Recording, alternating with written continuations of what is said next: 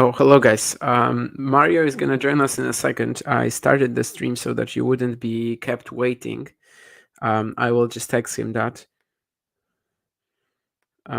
because I saw that Jane was very active in the chat, very happy about Andrey Rublev. She's probably not gonna like me for some of the stuff that I'm gonna say today. That's like my mini prediction.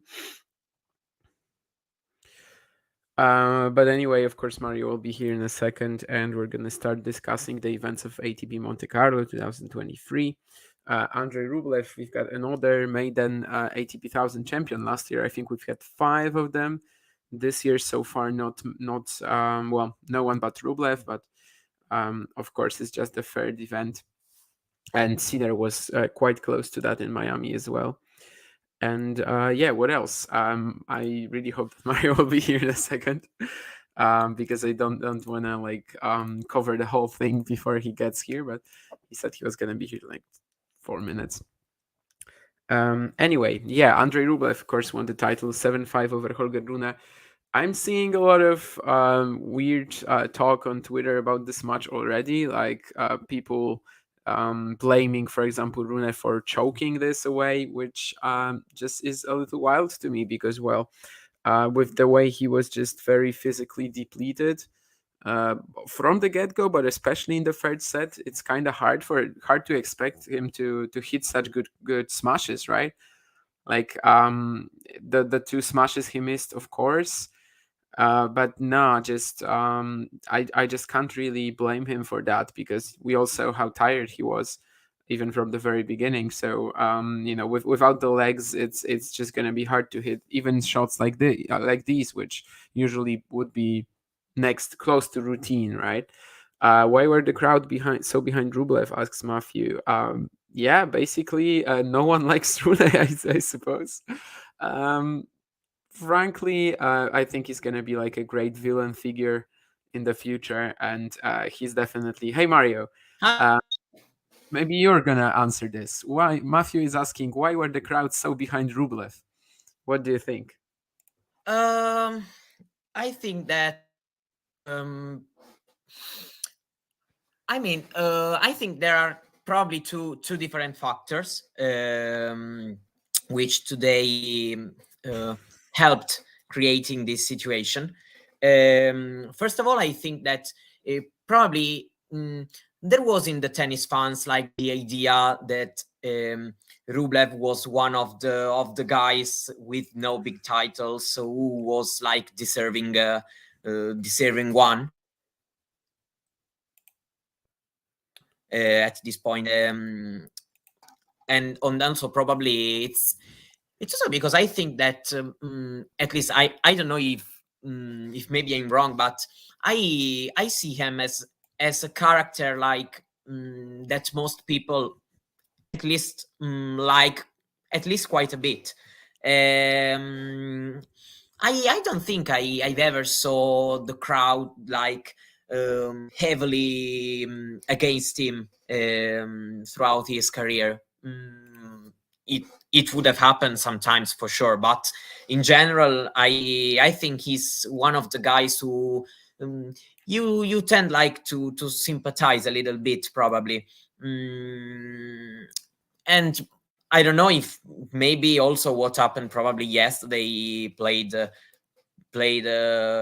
little role probably because in that event I don't know there are um, I don't know we saw yesterday in the semifinal probably the crowd was supporting Sinner a little more.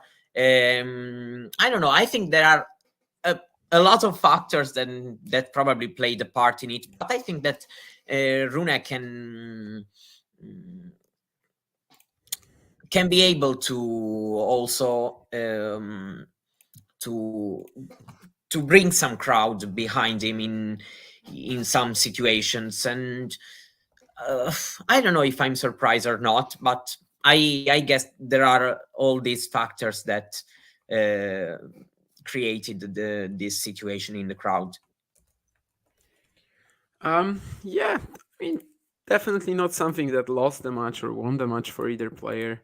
Rune might have to face this sort of adversity a lot with the way he sort of behaves in on the court.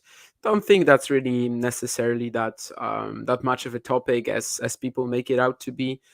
You know, uh, why do we care how the guy behaves? I mean, I only care about the tennis, frankly. And of course, there's also been plenty of instances when he was very nice to people off the court, right? It's just that on the court, he tends to have this persona. But that, yeah, as I said, that doesn't really matter. Matthew says that only hesitation for him in saying Rune is a contender for Roland Garros semis is his stamina. Yeah, and we saw it again, right? Of course, he played until 11 p.m. with, or so what was it like? No, maybe like 10 p.m. 10 p.m. Yeah, 9:30 p.m. 9:30 p.m. 10 p.m. yeah, it with was late. Sinner, something like that. And it was a long match as well. So, but yeah, we saw that today from the get go. It was an issue, and of course, in many of his losses this year, the one in the minor in Acapulco, the one to Wawrinka in Indian Wells. Of course, there was also the retirement against Hiesbrouwer in Rotterdam, and yeah, that's still very much a factor in best of five play possibly.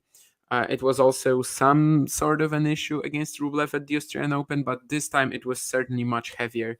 Yeah, maybe let's talk about Rublev because I basically only started the stream and then you entered, so you didn't miss anything.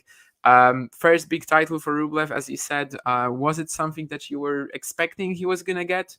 If you were, then in how long, at which sort of event, and if not, then why? Um, yeah, I don't like to say this because the tournament has now ended, but and so we know who the winner is.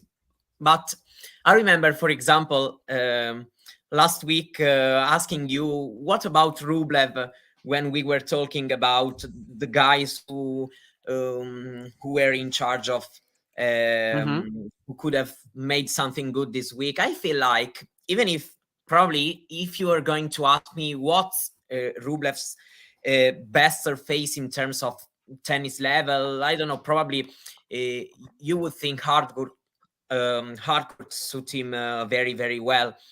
But I think that he has something on clay that probably makes him more dangerous in terms of big titles and big events than on a hard court. Also mm, for I don't know how to say, sorry, I missed the word. For example, I'm thinking about Medvedev. Probably in this event, Rublev can be stronger than Medvedev. And also other top players who can perform very, very well on hard court and not very well on clay, while Rublev is one of the players able to maintain that level. And in Monte Carlo, where it's very important to adapt well and fast to the surface, to clay, I think that Rublev has something in his tennis that help him to adapt from hardcourt to clay very, very, very, very soon. We saw the final in 2021, lost against Tsitsipas in Monte Carlo already.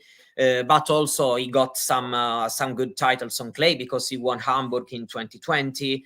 Last year he won in Belgrade too. So yeah, also I remember an interview. I don't know how it can count, but I remember an interview in which they asked him which surface he was planning to play on, and he answered on clay. And I don't know, I started a bit overthink about this before the tournament, and that's why I wasn't telling myself that this is going to be his week, but I was saying probably this is one of the 2-3 big events in which he has the best chance to try to capture this finally this big title. Yeah, I made a Yeah, comment I think because for me, uh-huh. it was the way I was thinking before Monte Carlo, and it wasn't so clear to me. But um, I was trying to make myself a reason, because I was feeling, why not? The draw has helped him a little bit, also probably, because I'm not talking about the value of the player. I'm not making a comparison, but probably Sinner probably is tougher as a matchup than Rublev than Rune. For Rublev, as we saw in his in their uh, recent meetings. So I don't know. Probably if the other semifinal would have gone in the other way, it would have been tougher in terms of matchup for Rublev. Also, probably if Tsitsipas would have beaten Fritz, probably on clay, the Tsitsipas kick and the Tsitsipas forehand is probably difficult for Rublev to handle more than for Fritz. I don't know. There are a lot of things that should go his way, but of course he played very, very well and deserved the big title, and I'm happy for him. Yeah, I actually believe that Rune is much tougher for Rublev than Sinner in just the sense that Sinner doesn't have that sort of variety that Rune can introduce and plays tennis sort of similarly to Rublev in a way, perhaps that tiny bit better, which also makes it for a tough matchup. But they are both fairly one-dimensional of the baseline, I would say. But yeah, I would generally say that a lot of stars had to align for this title to happen. But of course, he did well to take it. From what we saw in the final, I will definitely stand by the fact that I think he was not beating Rune. If Jane is quoting Tsitsipas in the chat, I don't think he was beating Rune if Holger was 100% fit. I just think if someone thinks that was going to happen after watching the final, I'm not really sure how. But of course, you still had to come back from 1-4 breakpoint down. You still had to be, yeah, you just still had to make Rune play in that final set, which he deserves all the credit for. I think for years we've been saying that Rublev could potentially win a big title if there is an opportunity, if there is an opening that he can take. And I wonder if this isn't the last opening that he could possibly take. Why? For years, we've been saying that the dreadful matchups he has with Medvedev, Zverev, these are the reasons why he's not winning big titles.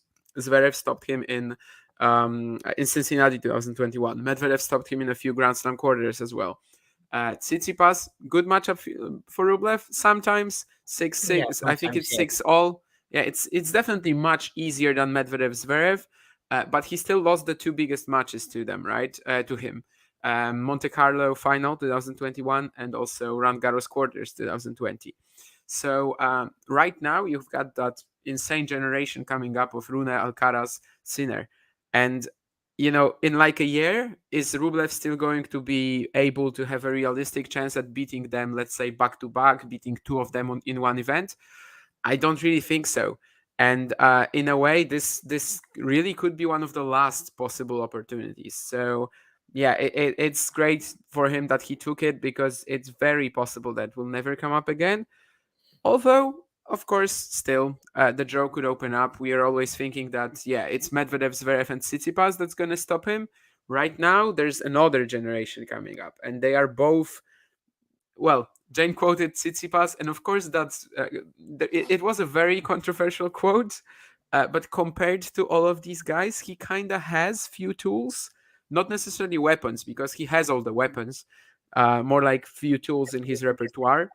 Maybe the skill set isn't as broad as for most of these other guys who he will have to battle in order to contend for big titles.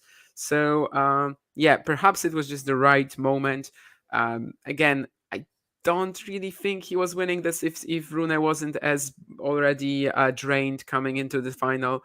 But he did well to take the opportunity presented for him, which is something that in the past perhaps he already maybe not so much had, but when he had this sort of a chance, he wasn't really stepping up to the challenge. Today he did. Even if there are still, even if there's still a lot of stars had to align for this title to happen. And the best day of his career, the best day of his life, probably. And do we think that this is going to somehow push him into something greater? Like Matthew, for example, says that he's hit his ceiling and that he's not winning a major. Is this something that you would agree with, Mario? No, yeah, it's super reasonable what you said, but I was thinking also about how we saw both in Miami and in Monte Carlo, with Sinner in Miami and with Rune in Monte Carlo, that they show probably a level that you can feel it's a bit higher than these guys, but then it's happening that somehow they battle against, for example, in semi-final, and their match is very, very physical. They struggle a lot also because the level is high and they have to push physically to the limit. And then somehow in the final, they're not what they was in the day before. And Sinner even had a day off, right? Before the final, didn't he? I think he did. Yeah, I think yes, but he played. I think yes. Even if that semi-final ended in like 1 a.m. and but he still had a day off, right? And but you're very right that these cases are similar, where Sinner plays Alcaraz, Rune plays Sinner, right, and they arrive exhausted. But anyway. It's happening a bit, and I mean, in 1 year or 2 years, it can happen again, probably. So I feel like at least in a couple of years' time, the door is not so closed to other players to take titles. Also, we have to think about not only this young generation, but I feel probably we are forgetting a little bit because of the surface, but of course Medvedev is not still declining in terms of age, for example, and this is also Tsitsipas is younger than Rublev himself. He's very, very young still. So yeah, I feel like at least for a couple of years we can witness a bit of a variety in terms of names and all this stuff. Also because we are watching also a bit of injuries here and there for example Alcaraz or I don't know, everyone. It's a period like everyone is still having ups and downs, regardless of the level of tennis they can show. So I feel like there is some kind of opportunity, at least in a couple of years' time. That's my feeling. I don't know, maybe I will be wrong. Yeah, there's a couple of comments I want to highlight, but Jane also says, what if Rublev improves his second serve? Yes, he's kind of done that. Of course, it's still not a big weapon, but it's decent. He can definitely get to semi-set slams. He could also get to semi-set slams before, right? But it's still a matter of the draw a little bit. But of course, if he gets someone in a quarterfinal, like he got Tiafoe and Cilic already, they were absolutely peaking and they beat him.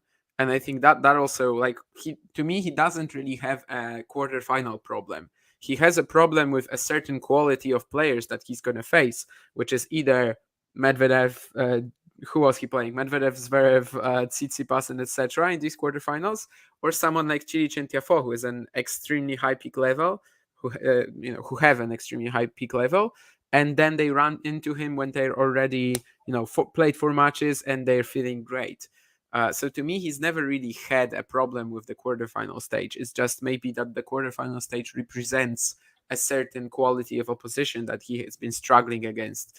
And if he faces someone who's slightly weaker, if he faces one of these guys who, maybe he can just play and beat them in one match, of course he can do it. But he could also do it before, probably, right? Meadow also said that Draper, Rune, Carlos Sinner. Yeah, so many of these guys have been facing physical issues recently. The youngsters. I wonder if that was also the case in the past, frankly, because I don't really remember it being like that. At least, right? So many I of these. um, Carlos, not so much, maybe even compared to these three, I but think it Draper, has Rune, happened Sinner. also to Djokovic when he was Yeah, very young to that's retire that's true. That's sometime true. to have some kind of physical issues in the latter stages of big events. At least I was probably 7 8 years old, but I remember watching some head to head or something like that, and I remember watching some kind of issues, which of course with time uh, he understood how to manage everything to improve this, and I think they can do it too. And their bodies are still growing, right? I mean, Yeah, a man does not really finish yeah, growing up until, like, let's say 22, 23, something like that. Depends, of course, on the body, but it's not like 19-year-old Carlos Alcaraz or 19-year-old Holger Rune, 20-year-old in 2 weeks. Isn't going to still mature physically as well. So yeah, that's the hope for these guys, that in 2 3 years we're not gonna see them struggle that much. Meadow also says that the young guys have the weapon of the drop shot, which turns out to be their double-edged sword. Um, you can say that it was a double-edged sword today, but why did Rune play so many drop shots? Even though, at some points of the match it was, of course, a big asset of his. Why did he play so many? He was just so gassed. I mean, he needed to finish the points early, right? And that's one of the ways to finish the points very early, because if you play a drop shot, 90% chance that the point is going to be over. Whether it's you or the opponent winning, we'll see. But it certainly finishes the points quite a bit earlier. And in the first set, Rune was just this hyper aggressive version of himself. Because he clearly had nothing left in his tank, and even from 4-1, it always felt like there's just still such a long road towards the title. Of course, if he took that breakpoint at 5-1, perhaps he would be the one holding the trophy now. But that's something that, again, he went for a very low percentage shot, right? He went for like a backhand down the line, which sometimes worked. Like at 5-5, I think he saved one breakpoint with it. A crazy shot given how tired he was, but that's the tennis he had to play. So I wouldn't really say that he made a mistake playing too many drop shots. He kind of needed to. That's what the match forced yeah. him I to. mean, we saw that in of course now we're going to see very few 1 week masters, but in 1 week masters has really been important, the path in the quarterfinal and semifinals Mhm. to reach the final, because we saw, for example, Zverev in Madrid last year, but also I remember a final in Rome in 2019 with Djokovic like at 20% of his energies. It was against Nadal, I remember. It has happened a lot. Because yeah, of course it's not so easy to play um, all these matches on Thursday, Friday, Saturday, and against a very top opposition, because thinking about Rune, he had a very tough path to the final, playing practically at night with Sinner, which was playing very, very well.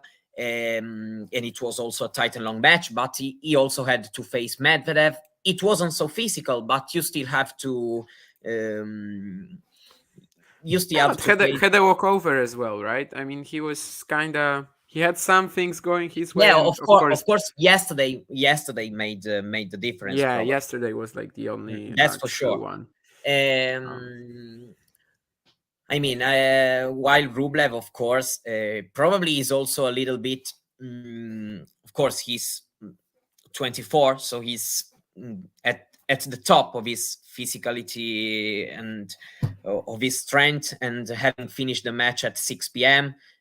Of course, he was in the better condition among the two. But of course, I mean, credit to Rublev because he showed a high enough level of tennis to win this trophy, and also because given how Rune was tired in the end and all this stuff, we saw Rublev in the past struggling in a way that probably would have never bounced back from 1-4 and love 30 down in a deciding set in a big final.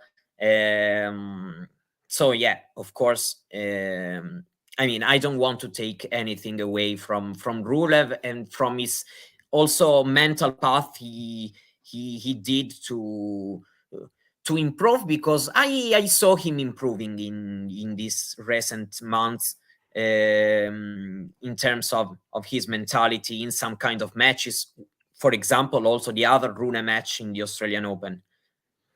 Yeah, and the bottom line is, I mean, in 10 years, no one is going to remember that Rune was Yeah, fatigued in the final. Like, that just doesn't really matter.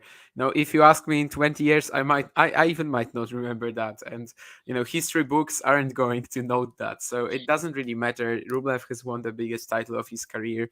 And yeah, it's something that he has been working for. He has been an extremely consistent force among the world's top 10 over the past 4 or 5 years. I mean, I think 2020 was when since he got there. 2020.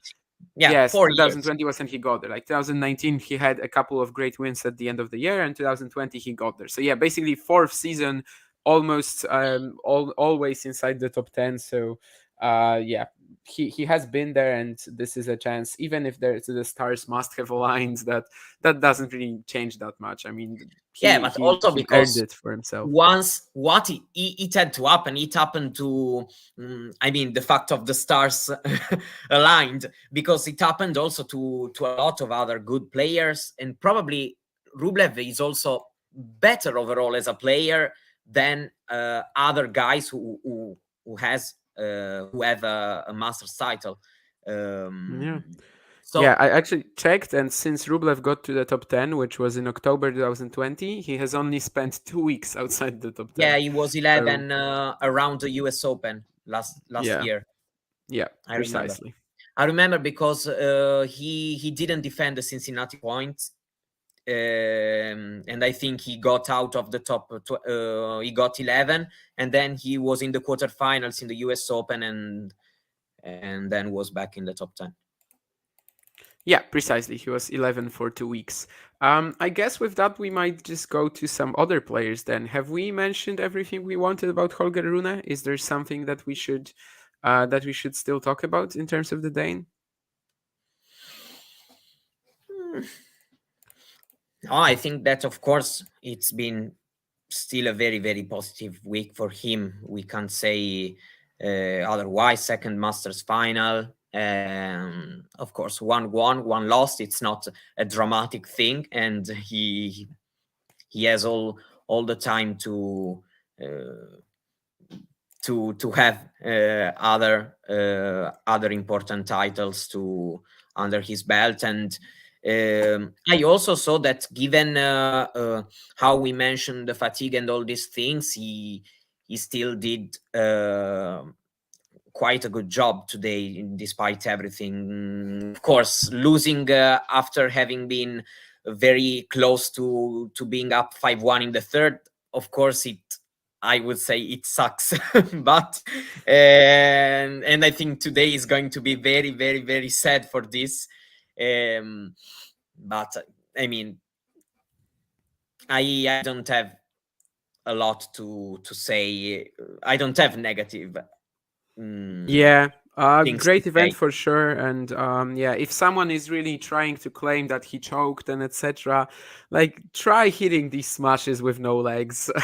It's really not Yeah. gonna be that easy. I wouldn't really call it that. Of course, along with the Australian Open, it kind of paints the Also, picture, but you can't call a choke just because he was up in the score. Because for me to be called like a choke, mhm.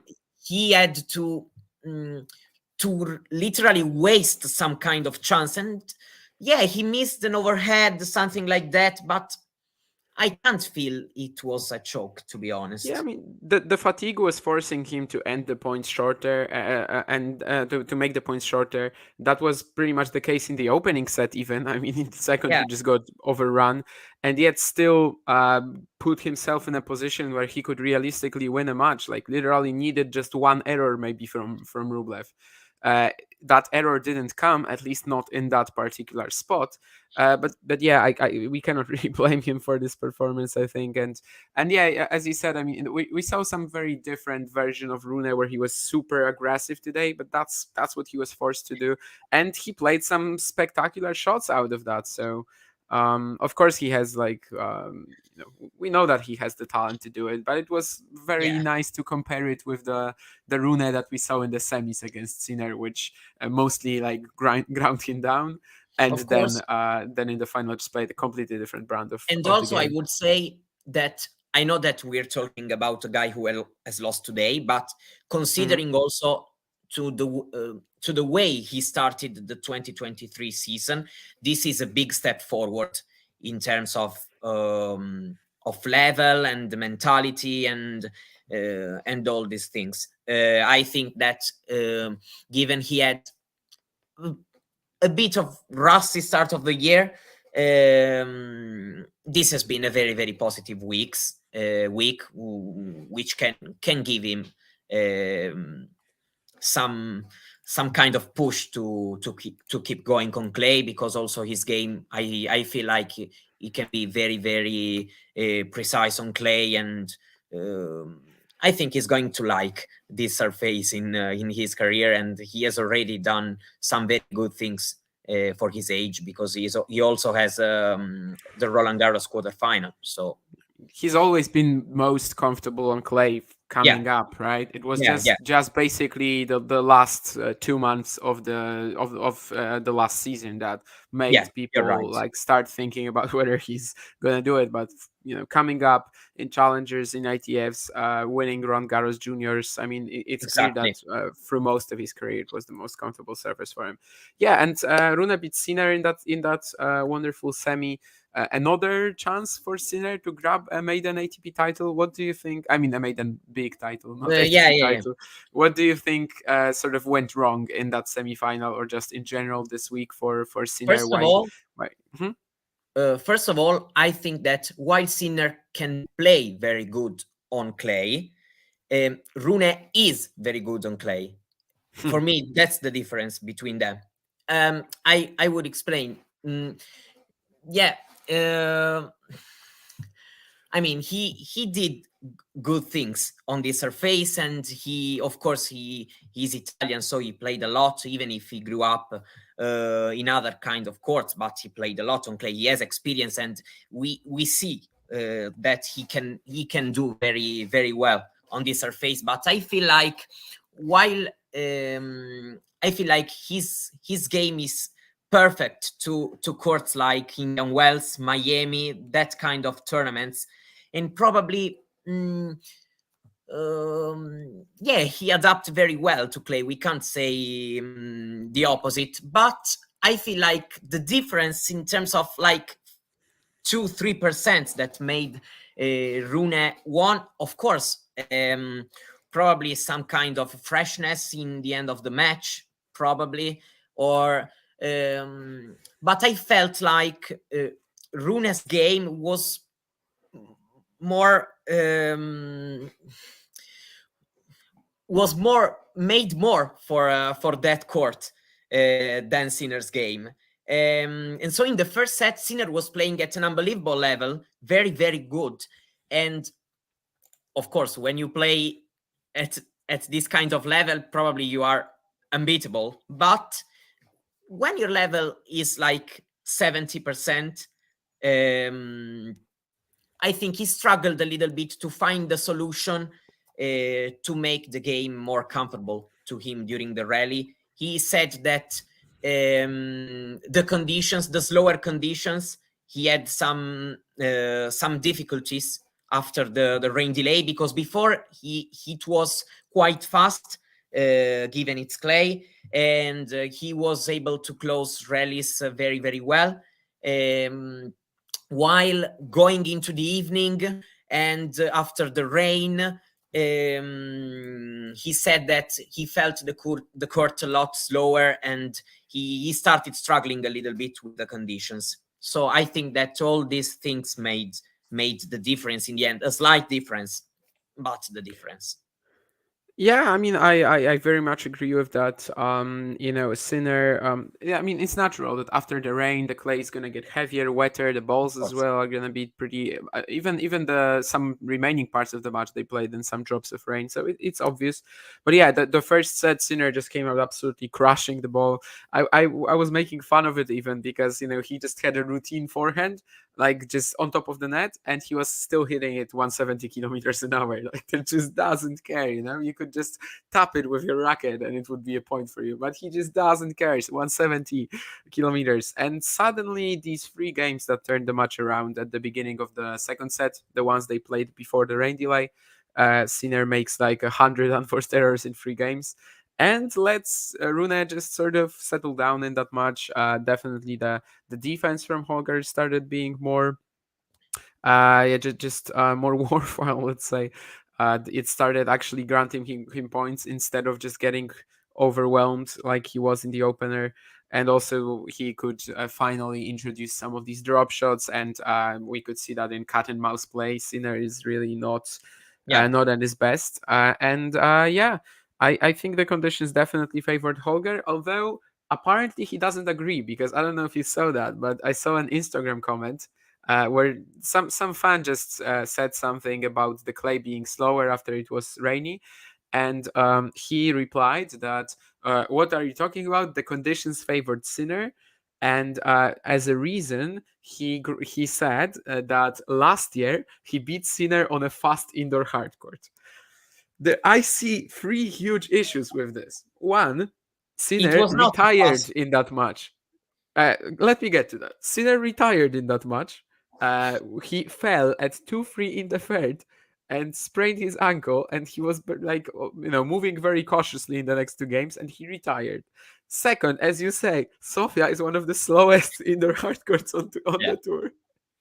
And the third is just absolutely absurd if he wants to tell me that he beat Sinner via retirement, and then then that means that Clay is going to be better for Yannick in this matchup. And I fully agree with what you said earlier that it's a lot more natural for Rune. And I also thought that like before this semi, I figured that it's kind of stupid that Sinner is considered as that much of a favorite, because yeah, just it felt like a 50-50 match. And well, looking at how it went, I think it probably was more or less Yeah, it that. was.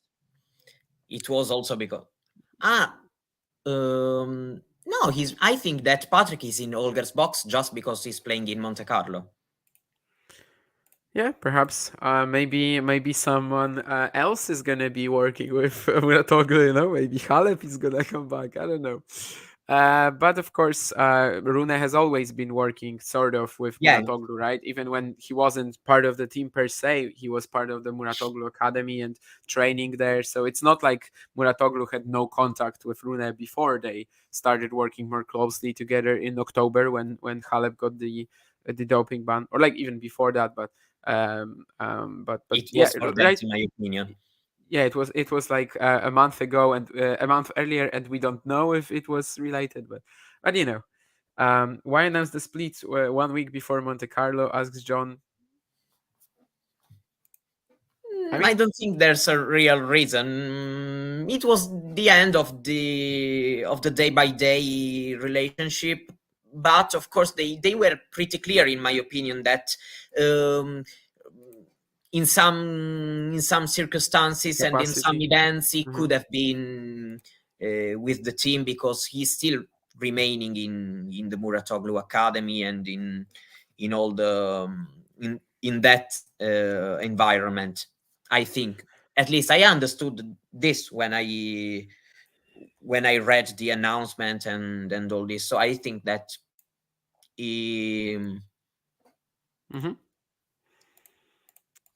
Yeah. John cursed both Sinner yesterday and Rune today. Yeah, and we also have. I think we should talk about Taylor Fritz as well. Is he Yeah. suddenly going to be like a consistent clay court force? Last year he only played Roland Garros after Monte Carlo. This year he's going to play Munich, Madrid, Rome.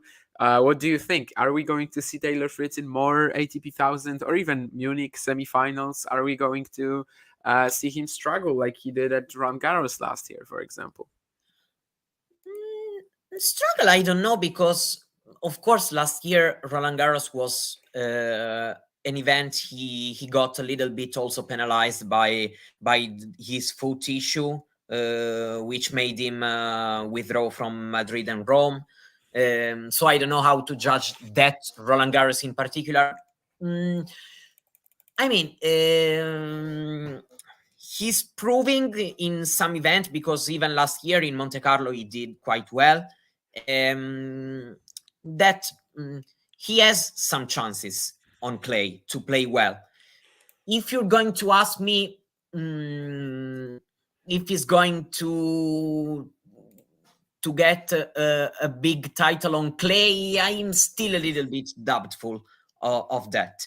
I still feel like it's not the same as like he plays on hard court, which is totally natural for him.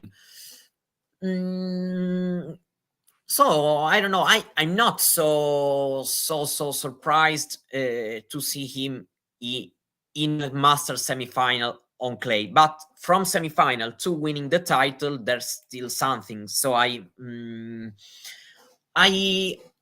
still wouldn't put him probably this year as one of the top favorites in both in Madrid and Rome. But I don't know, maybe he's going to surprise me. But it's not like the same as Rublev. We can argue that probably the level of tennis is a bit similar, or there's not a lot in terms of the level they are showing in the past year or so. But still, I can't feel him on clay doing the same week Rublev Rublev made this year.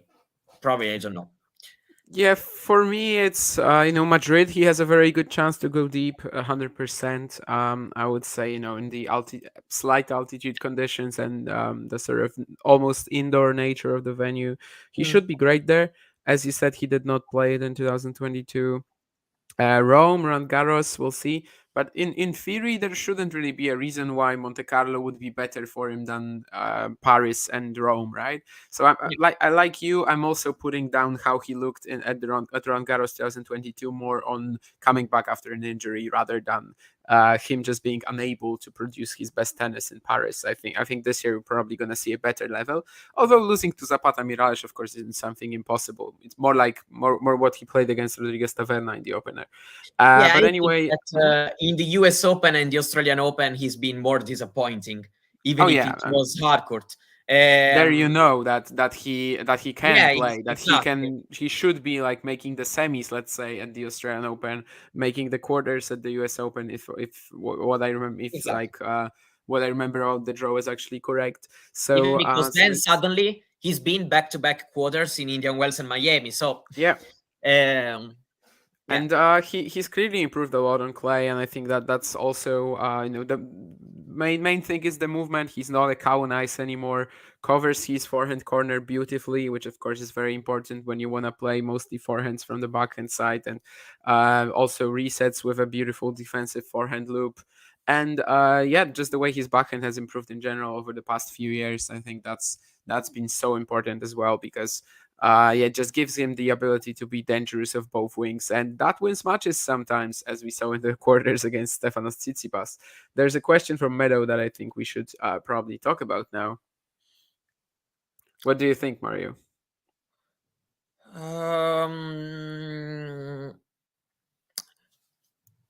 for me, it's to. We still can't count Djokovic out from the Roland Garros cast. Of course, we have to know a little more probably about the injury and all this stuff, but no, I don't know. For me, it's still early to make conclusions about his Roland Garros campaign. Um, we don't know how and when Nadal will bounce back. But his clay season last year, he began in Madrid.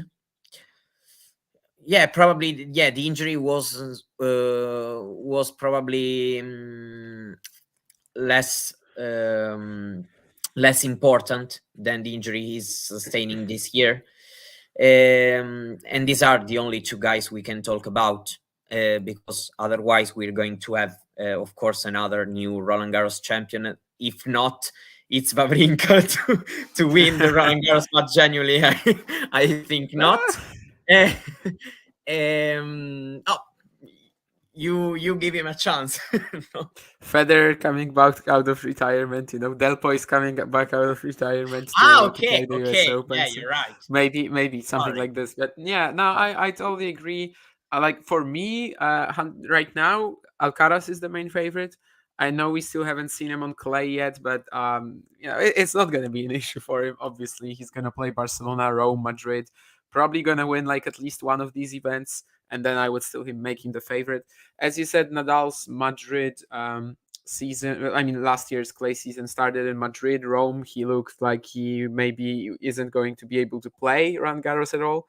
But just given how little we know right now, and also the fact that with every passing year, it's probably going to be tougher, I just can't really say that he's the main favorite. Djokovic is definitely in the mix.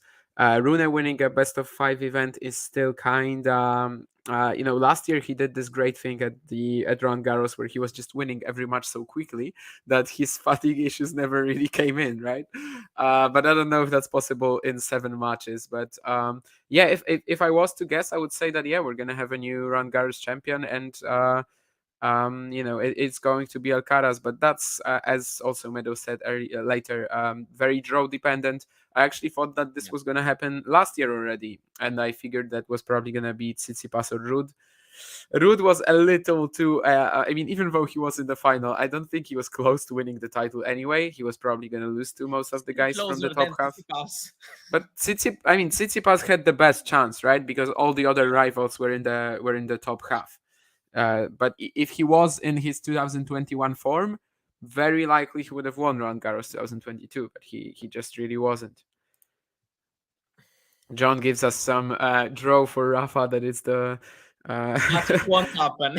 his worst nightmare, if you may. Korda, I don't know if he. I mean, I guess he counts. That all depends on his health as well. But yeah, for some of these guys, and I wanted to mention that earlier, but I didn't when you were talking about the Masters being the 1 week Masters being so tough physically. For some of these older guys, actually, slams can be better because the day Yeah. off sort of overcomes the best of five factor. It actually is more important. And as you said, at some point this week, I was thinking about this. I think it was related to Hurkacz, maybe, or no, it was related to someone who played like their first round on Monday, and then he played his second round on Wednesday. I can't remember who it was, but I mean, a lot of players played like this. But I was thinking about a particular player, and I just thought that it's absolutely crazy. He needs to play one match on Monday and then 5 consecutive against just top quality opposition. But I Yeah. guess that's what it is in 1 week events. It's just rarely as stacked. It's rarely as like Stuttgart is on the WTA side, where you can play like a Grand Slam champion every single round or something like this. But that's a topic, I guess, for A Nick top and 10 in his every single WTA every, review. every single Yeah, round. even top 10 every single round. So that's pretty crazy.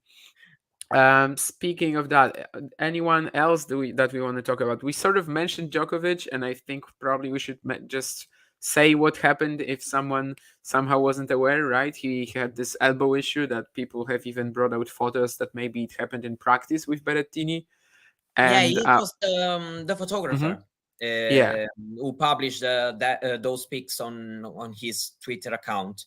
yeah. Um, At yeah, least, at least it was aggravated there. Maybe it even happened there, and yeah, it definitely impacted the serve and forehand yeah, and what he could do with it. So. that's right. But still, I want to see 1 or 2 more weeks of Djokovic to tell something. I'm really honest saying that I'm not able to make conclusions about this. And also, I would say, given his difficulties on the surface, it's still been quite a good start on red clay for Medvedev. Um, I mean, he played a good match against Sonego, and then for a guy like him, beating Zverev on clay, it's not that easy. Um, Even everything considering. Yeah, I mean, he Mm, totally stole that match, right? With the many chances that Zverev had to clinch it. It was their first clay match, but of course, I would totally agree with what you said. That yeah, on this surface, it's probably quite lopsided, and yeah, getting that sort of a win, getting the quarters here is definitely a good thing for Medvedev. All things considered, although he then didn't really have a shot at Rune. Would he have it if if the scheduling was different, if he could have played the fourth uh, match? Probably, I but don't it know. was, yeah, that was the double. Even if then they withdraw Yeah, Rune. but I mean, just theoretically, right? Like, would Medvedev have a Yeah, good chance? given the fact that Sinner Musetti ended in 1 hour, practically 1 hour and 15, Yeah, he would have been on court 1 hour later. I don't think it makes so much me difference. neither. And I also think that Rune would have been the favorite, even if Medvedev was fully rested. So in that sense, perhaps it didn't change that much, but of course, likely we would have seen a more competitive match at least from these guys, which it really wasn't. It was again maybe Medvedev trying to steal it like he did against Zverev, but this time not Yeah, succeeded. but Not still, not I think succeeding. that it's quite positive the fact that probably on hardcourt you can expect um, more attachment to the match by him, and probably not doing so on clay. So it was probably also something like, I don't want to lose against Zverev. Something like that played some kind of role. I don't know. It can be, because tennis it's also a thing like one against one. So you can also be, I don't want to lose against you, and yeah, this can make some kind of overall. Yeah, someone who was definitely out of much practice a little bit, Stefanos Tsitsipas, the two-time defending champ, right? And yeah, maybe it actually didn't play in his favor that he got so that these first two matches so easy, right? 5 games against Bonzi retirement, so no real chance to just spend time on the court, and then also 6-3, 6-4, or what was it? Oh, something like that, right? Against yeah, 6-3, 6-4 against Jari, also pretty quick. No rallies because you're playing Jari, like little to no rallies, and yeah, and then he needs to play Fritz and is just clearly not ready for it. So that's a guy who certainly could use playing Barcelona next week, and will hope to have at least a couple of matches in Yeah, there. it was like what I was thinking about the debut match of Sinner against Urkac. I think that on clay, probably Sinner is big favorite against Urkac, at least for the results I know they had and all these things. But then I was like, okay, but Sinner, it's like his first real match because of the Schwartzman injury in 42 minutes, while Urkac has been on clay 5 hours and a half before. So I was explained also in that way, that big struggle, also because Urkac served very well and all these things. But sometimes it can happen that another player has had the time to adapt to the surface better than you and to the conditions. And Tsitsipas also lack of match play because he didn't play a lot of matches, even on hard court after the Australian Open. So all these things played a big role in the end. Yeah, definitely. And of course, after that, Sinner recovered and was just fully back at his best. Just did not take the opportunity that presented itself for him in the semifinal. Any other players that you want to mention that either have to be covered because of something or maybe impressed you in some way? Mm, I'm thinking a little bit, but mm, yeah, I don't know. Still probably a good week for Musetti, given how he came into this tournament. He came at a very very low level of confidence, and so probably yeah, I know the circumstances, but um, still it's been quite a breath for him to having won some matches at a quite high level. Um, and just to spend some few words about the only quarter finalist we we haven't mentioned. Um, Yeah, I don't that's think it. we've mentioned Jan Lennart Struff either, but Yeah, Struff, of course, at and some it's earlier great. talking tennis broadcasts, I think I was talking about him quite a bit. I can't remember what it was. Maybe it was the commentary where you later joined, because that was the day when he beat Ruud. Although I didn't actually Mm, commentate on that match. But yeah, Struff has just had a very good year and yeah, you're right. finally made it into a huge run. Second, well, tied his best ever result in an ATP 1000 event, and yeah, just crashed through it. Of course, 6-1-5-2. He could have actually crashed him. In the end, it doesn't look like he did, but he actually did. Let's be honest. And yeah, with Musetti, definitely nice for him to just get so many matches. But even in that Djokovic third round, you could kind of tell that it's not really Lorenzo, pulling off something insane, right? No, the level was Djokovic. horrible, if I can be Yeah, honest. By both, I'm by glad both you agree. players. but but probably it can also be a positive signs, because if you play very very well, mm, it's okay. It's not so easy when you're not playing well, even if of course your opponent is not at uh, mm, I would say that it's at like 10%, but um I don't know. Sometimes we can take also the positive when someone win a match not playing good tennis. Yeah, and I guess with that we'll be slowly wrapping up. Right. Next week we're definitely gonna be back for the review of the three ATP events that are going to be played out. Last like we did last time with Houston, Estoril, and of course, now I'm forgetting what we were talking about. Marrakesh. Marrakesh. This time it's going to be Barcelona, Banja and Munich. We've got 8 of the 10, of course, top 10 players featuring. Only Medvedev and Nadal aren't there. Medvedev was initially signed up for Barcelona, but he Um, chose to withdraw, and rightfully so. not And Nadal, but mhm. not Nadal. If we're Why not talking, Nadal?